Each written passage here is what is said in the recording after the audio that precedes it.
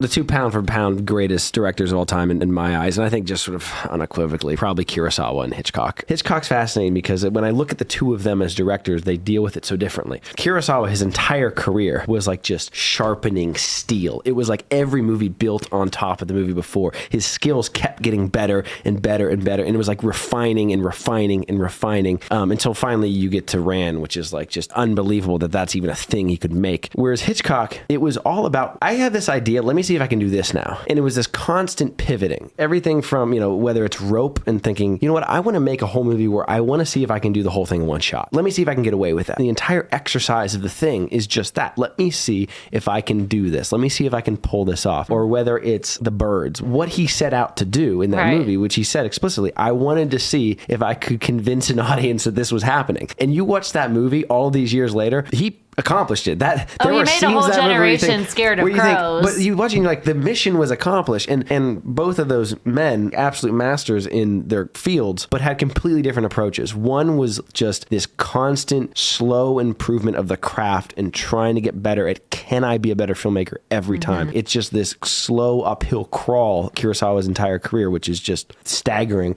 And Hitchcock, it was this, let me see if I can pull this off. Let's see if I can do this. Yeah. And there's not a right or wrong way to do it, but they both yield unbelievable results. And it's just finding, for you as a creative person, what's my approach here? And that can change. That approach can change. You don't have to stay with one approach for the rest of your life. That, I think, is just beautiful. And I think that, again, that's something that transcends any one form of art.